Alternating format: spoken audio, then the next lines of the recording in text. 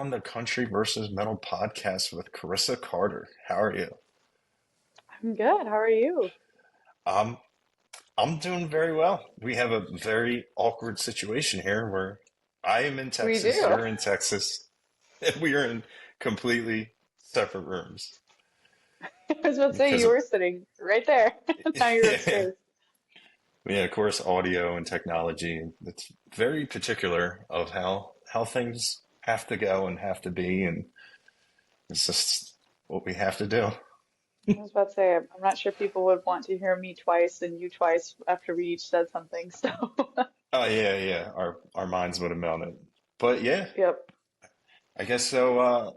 You have a new song coming out on Friday.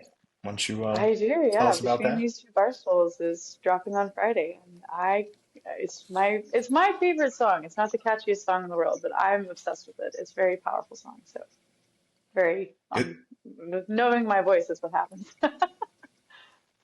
what makes it so so different?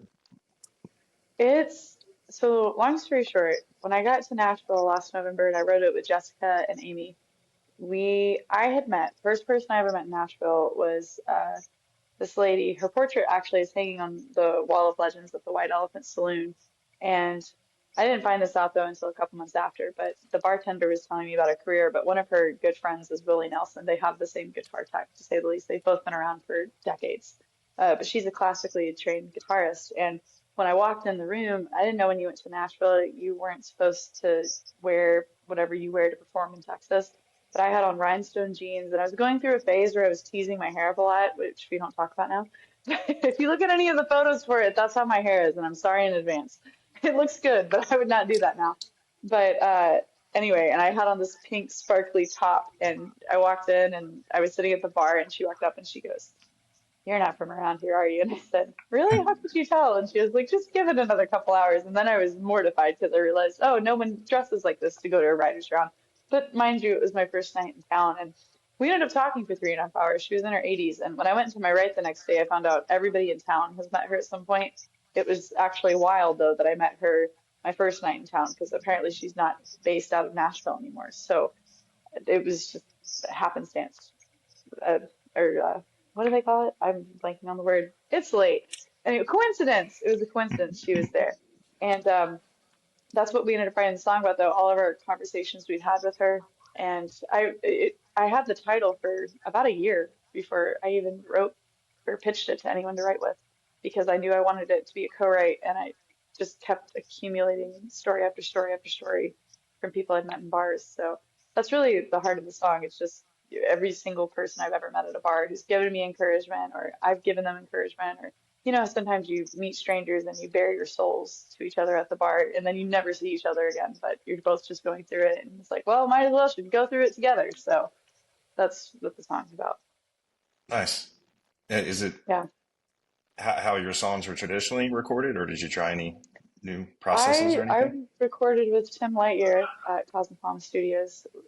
This was out of all the songs we recorded, the one for me that was the most straightforward. It was a story song, and I remember when we were talking through the production, I wanted something bluesy and country and with a little bit of a rock edge too, because the bridge is really powerful. So that's what we did, and Tim nailed it. I love working with Tim. So Yeah, yeah. I'm excited. We're going to be seeing them tomorrow at the Stockyards. yeah, tell him I said hi, and if he needs background vocals or just someone to never be ready, I'm here. You were ready. You were ready today. So every time it's a joke. They'll get it. Whenever Uh, they would ask me if I was ready in the studio, I always went never. uh, They were used to that. So I just now, just now it's like the small irritation. I'm like, I know it's gonna get under their skin. that's funny. Yeah. Now, do you get the heebie-jeebies when you're recording, or are you just right at home? There were some songs I did, some songs I didn't. So between these two bar stools, I had done it enough. I didn't. Heartbreaker's Paradise, yes. I that song scared me to sing, so that one was scary. Now, when you have a song and you know it needs a co-write, what brings that about? When you just have a feeling, or is it? Usually it's just a feeling. I know between these two barstools with the story, a lot of people I've thought if I pitched it to them just because of the title, I thought they would want to make it a love song. So when I met Jessica and Amy and we were all talking about the woman I had met, I would say her name, but she told me I'm never allowed to say her name. That's apparently a condition of meeting her. I don't know why. uh, that I knew there were people I could pitch it to and they would understand, and that was my gut feeling on that one. But a lot of times too, I'll just go in a writer's room and we'll start talking, and the idea comes then. But I love writing with people, and I write on my own a lot too. Now, do you have a favorite person that you sat next to at a bar? There's been a few. I've got notes in my phone. There's a solid top 10 for sure. But I like to look back at them and remember because people I always get little nuggets of wisdom, if you will, and they're some things I want to think about for the rest of my life, and then there's others I'm like, I'm curious to see if by the time I'm hopefully old and I die, if this actually proves true. So if this is just one person's life experience that they're basing Yeah. this off of. So Now, do you keep a journal? Are you very good note taking with everything like a story's all around you, a song uh type I deal? have a notes app in my phone. It's got random lines, photos of things that I that are inspiring, and then just if I meet someone and they say something and I'm like, oh, that's a cool idea or angle, I'll throw it in there. And usually five or six of them come together to be one song, or I'll just look through them and find inspiration to head a different direction. But it's a very long app or a long note. Is this one continuous Yeah, it's just file? like it's just you scroll and scroll and scroll, and then I've got a completely separate one with song titles. So because I kept losing the titles and all the song lines I had, and I was like, oh, we should probably make this two notes. So they're just pinned at the top, and I go into them when I need them. Yeah. Now from a songwriting perspective, Yeah, what's uh what's the hardest to write, the first verse or the second verse for you?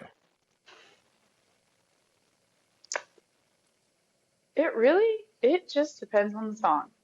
I've had Okay. some, they come out in 10 minutes, no problem. I've had some, we'll have the verses completely done, especially in co-writes. It'll either be the verses are the easiest thing in the world to write, and then you'll be stuck on the chorus, or you'll write the chorus, and then you just have no idea what to do with the verses, and there's no in between.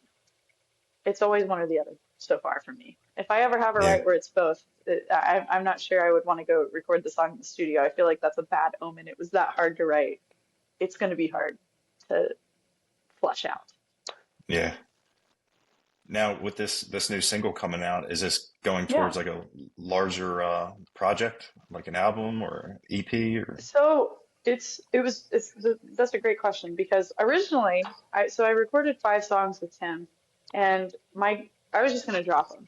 But after talking to a lot of people, I've learned okay, so drop one here, drop one here, drop one here, because Spotify apparently that's better for all of the playlisting stuff you have to do, the business side essentially. And but at the end of it, they will all be in one place. It's just they're gonna be released individually, and then they'll all be on one EP. So yes, it's for an EP, but no, they're not coming out dropping like an EP. okay. Yeah, it's Yeah. wild the market of Yeah. Tim was it's telling like me about it. He was like, don't do that. He was like, waterfall them. He was like, drop one, and then when you drop the next one, put the other one underneath it. And I was like, that's smart. And then I talked to other people, and that's what they do as well. So yeah, it'd be nice if like Spotify could just tell you what they want, you know? yeah, exactly. I How wish do you they get would. on playlists? Yeah, because it's Yeah. wild when you because why would you want everybody doing the same thing? I get, but as an artist, it's Yeah. costly. It's costly to make music, put music out, and you want to see Yeah. a reward, you know? Oh yeah, for sure. Now, It's been really which rewarding. So, oh, go ahead. oh no, it's fine. Oh, I was gonna say it's been really rewarding so far just from the people who've heard it, off my phone that I've been with, and also just my friends, because I was like, at the end of the day, the people you love are the ones whose opinions matter most, and I was like, I hope you guys like this, and thankfully they did, or if they didn't tell me, that's all I know, but Yeah.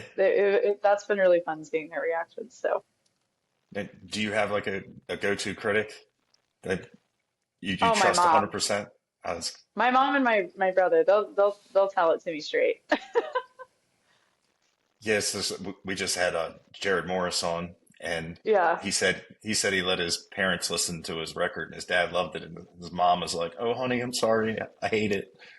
I remember my mom when we recorded, so this one's coming out next summer, but it's called Heartbreaker's Paradise. It's not a country song. It's got trumpets on it, but it was the song when I took it to Tim. I was like, this is the experimental. I have this, we wrote it in the writer's room as this really slow, moody, heart, but sultry song. And I had this crazy idea for the chorus on this melody, and it was super catchy. And I told Tim, I was like, and also I hear trumpets on it. And he went, what? But he went through with it, and it's been everybody's favorite. It's so catchy. But I remember when I took the demo, which the fi finished song sounds like the demo. I took it to my mom, and I was like, "Look at this! This sounds so awesome." She goes, "Oh, I hate it." She was like, "You need to go back and redo that." And I was like, "Just trust me, just trust me." And at the end of it, she was like, "This is this. I get it now." And it was funny. She was like, "No, you can't record that." That's funny. Who played Yeah. who played the trumpet on it? Jordan Carr. That was really Hmm. cool to watch. He got in there and he had a bunch of different mouthpieces, and I think he had two different. He had a flute and then a trumpet, and he would come up with the trumpet line and then do the upper and lower harmonies for all of it. It was crazy to watch. I've never, my brain, it would take, I don't know, the way I do vocals is how he does trumpet, and I was like, that's the only way I can even comprehend, but it was even more advanced than what I do vocally. I felt like I was like, whoa, this is mind blowing. Yeah, it's amazing. There's only three. I don't even know what they're called, and so many sounds Yeah, come out of it. yeah, And I know it'd be humbling just to pick up, thinking, oh, what's to it, and just being, yeah.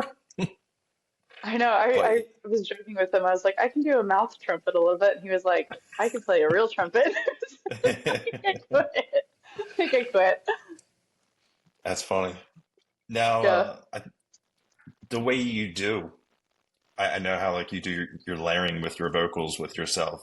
Is yeah. that is that something you just found like you liked, or was there another artist that does that made you I want to go down that road? honestly, it started back when I was in college. There was a studio in Commerce, which I didn't find out about until I'd been there 2 years. It's the smallest town in the world. I walked out of this coffee shop they have on the square called Mugs 100 times, and I saw it, and I was like, "What's that doing there?" But I went in there to record some little acoustic songs, which they're on Spotify if anyone wants to go listen. But everybody's favorite is Walkabout. I'll just go ahead and tell y'all.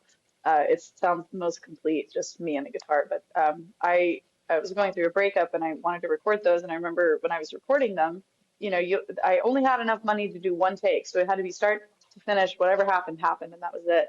And I remember when I got through with it, they were like, "Hey, do you want to come back in and try some background vocals?" Because one of the producers, he had realized that I did background vocals at my church. And he was like, "So I know you can find harmonies and we've got some projects. It's, petty cash. You're in college, you need money." And I was like, "Of course."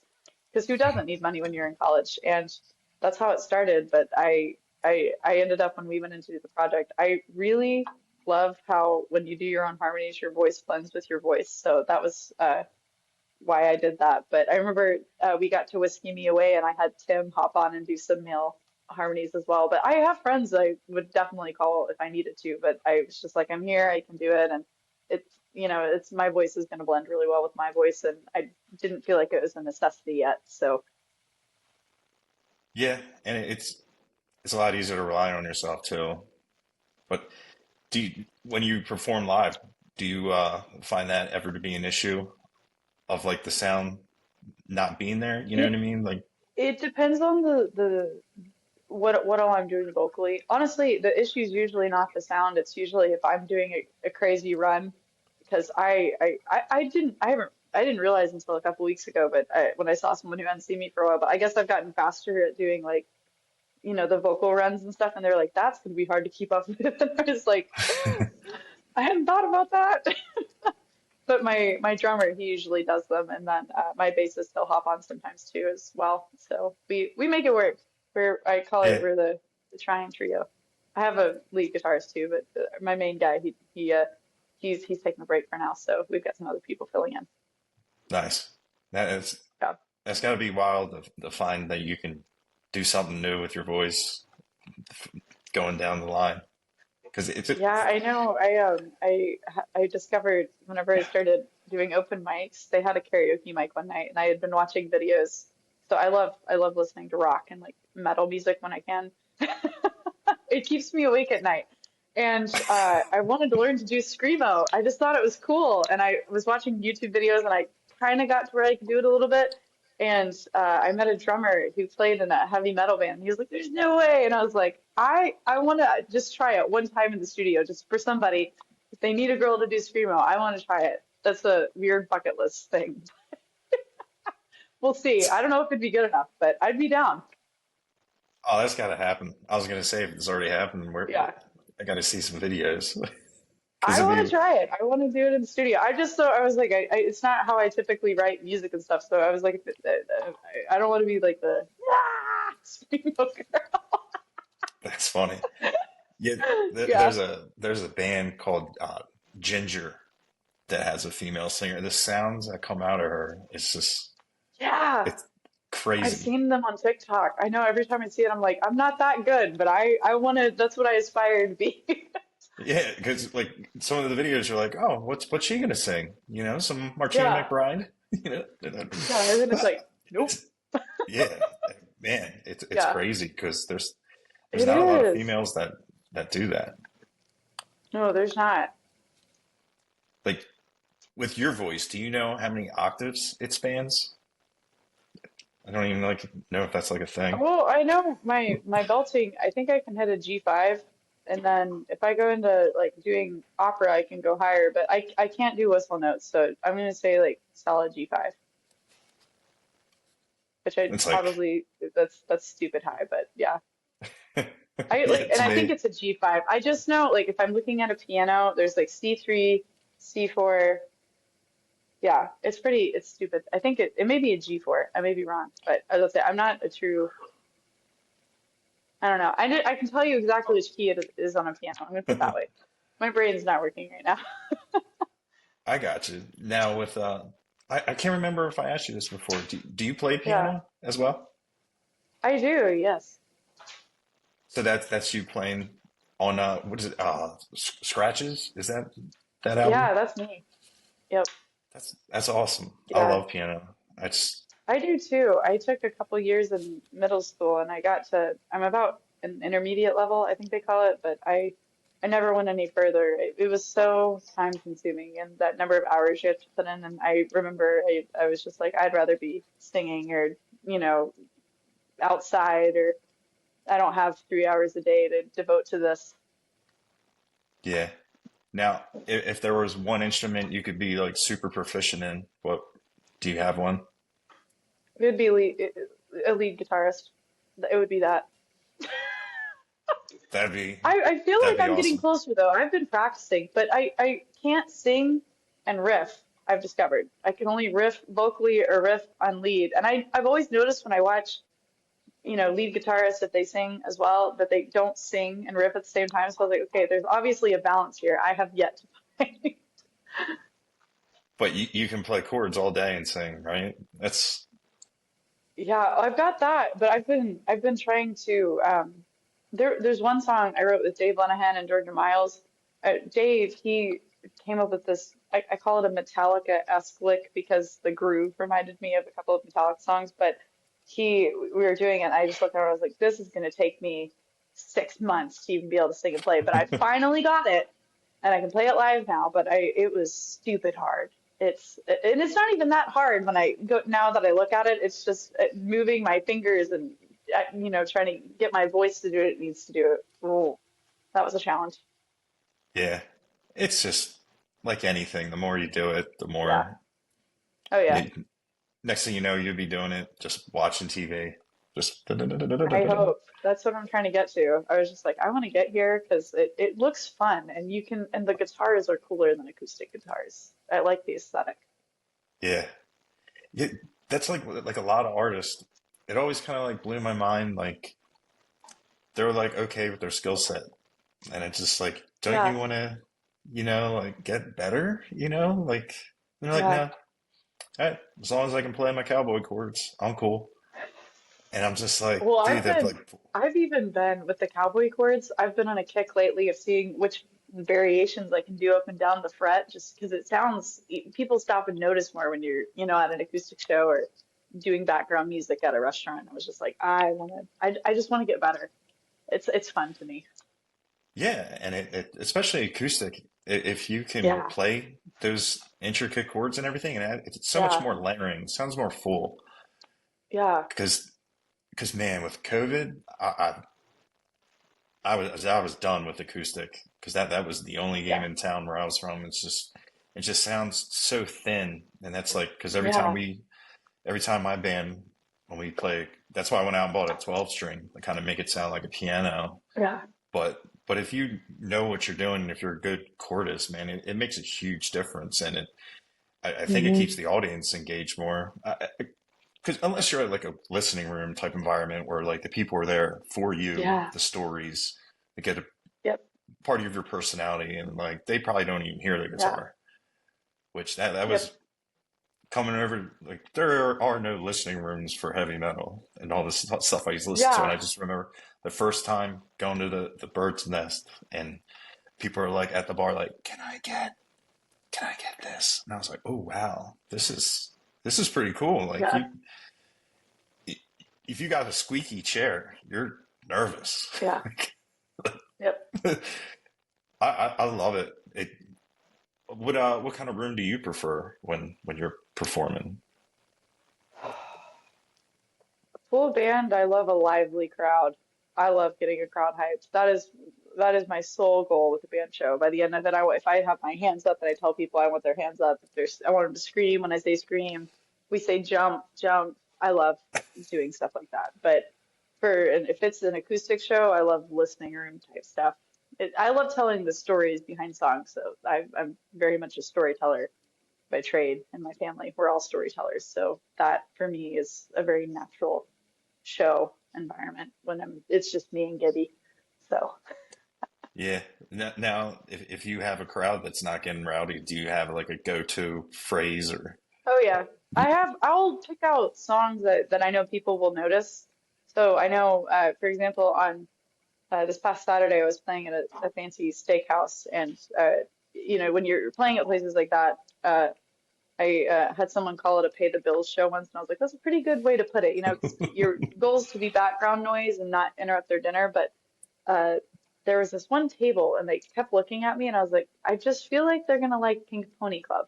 So I pulled out Pink Pony Club and played that, and then the whole room was singing Pink Pony Club, and people were up out of their chairs, and I was like, it worked. But that's been one lately. And then Alone by Heart, that's another one I'll do. And one that I like to do if I'm picking up on more of a rock vibe instead of a country vibe, is I'll do Simple Man as well, my version of it. So that one's really Nice. fun. But yeah, I do a lot of What? country music mostly, but Yeah, I like my that'd rock. be cool.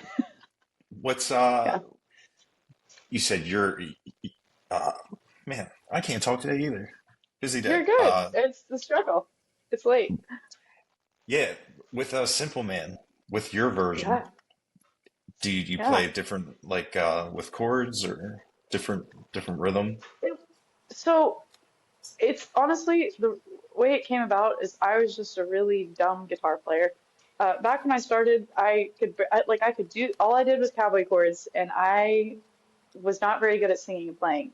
All of the songs I had learned over the course of years. And whenever I started doing shows, I just was like, okay, there are two chord songs, three chord songs. Some had four chords, that was it. And it was just, G, A, E minor, C, just basic chords.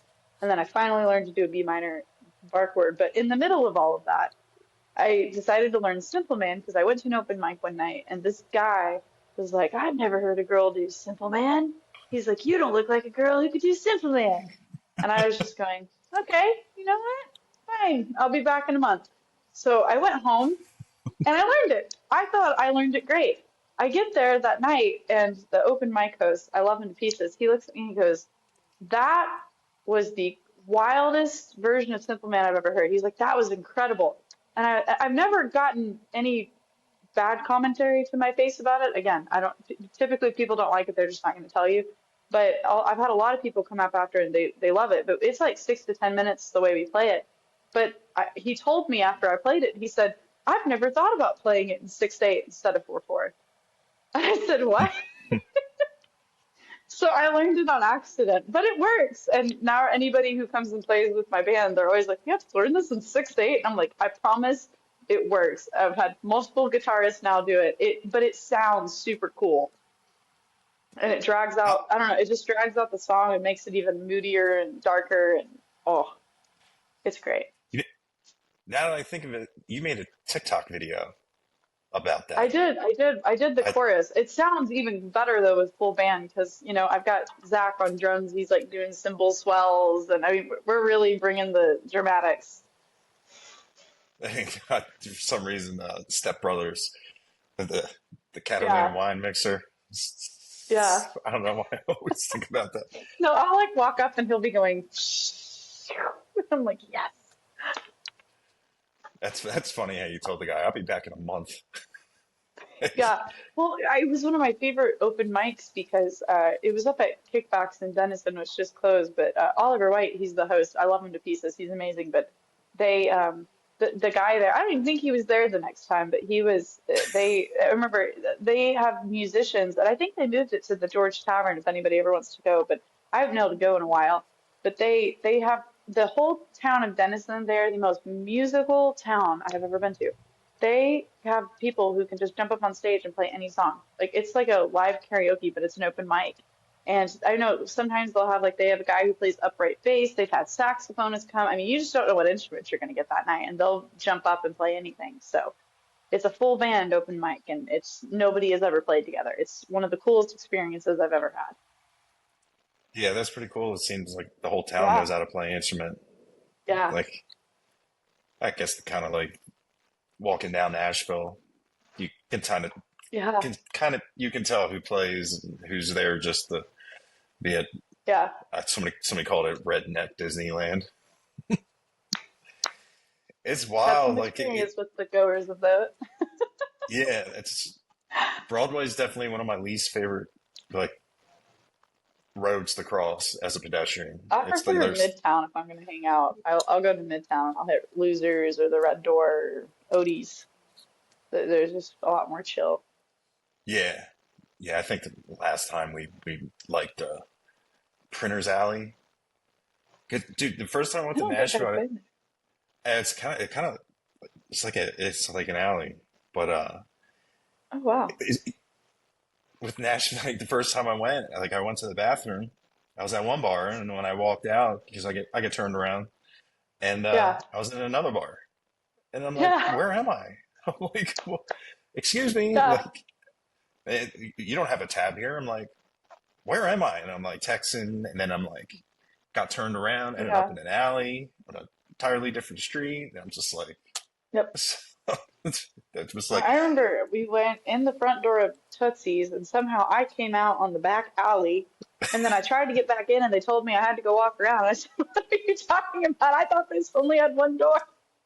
yeah, that was last year at Oh you were there wow. at the White Elephant. They told me Yeah. I couldn't leave through the front door, and I was like, I don't know where I am. Like, my Mm-hmm. friends all went there, and he's like, I don't care. I'm like, come on, man. Like, I'm not Like, stumbling. help I'm me not, out. And I got in the back Yeah. alley, and I'm like, well, I'm lost. Yeah. And thank God people were calling me. They were calling. They're like, hey, where are you? I'm like, hey, I'm lost. I'm like, Yeah. I didn't know how to leave through the back door. But yeah, that's funny. Um, Now, is there like a career of an artist that you would love to have that path of I that mean, career? I mean, I Lainey Wilson, Carrie Underwood, Miranda Lambert, Faith Hill. I mean, pretty much any leading lady in country music. Nice. I like that Chris answer. Stapleton, though, and Luke Combs are great as well. Not gonna lie. Yeah. Yeah. Yeah. I like that answer. Some people are just fine with just, I just like touring my state, and that's cool. You know. There's a market for it, but Hell yeah, I you would. honestly, I love like someone told me once like they asked me if I'd made it in music and I said, well, I already did make it. I'm doing what I love and I'm making a living at it, which that was always my goal. But and I'm doing it with people I love too. That was another element of it. But I told them I was like, now I really want to see how far I can take it. I'm just curious because it's progressed so far, I feel like in just a year and a half. So with me actually being like, okay, let's try it. Yeah. What's your favorite part about the music Honestly, the scene? business side, I really like negotiating, calling people, meeting people, networking, going to events, and just learning the different sides of it and how it works and what not to do and do. And I feel like there's no such thing as failure either, because it's like, okay, you tried it, it didn't work, let's go try it this way now. So it's like with Between These Two Barstools, I've learned lots of things, like TikTok, if you don't have a song out, apparently thinks your music audio or whatever your song is branded content. Yeah. Don't know why, but every video it's flagged, and I've had to go appeal it. And I was like, okay, this is new. Facebook and Instagram have done it as well, but it's just Yeah. been a lot of learning curves. But I was like, at least I know for the next one. It's probably better to just be like, hey, this dropped today, and promote it after. Yeah. That's wild. I know so many people that would never say the business side.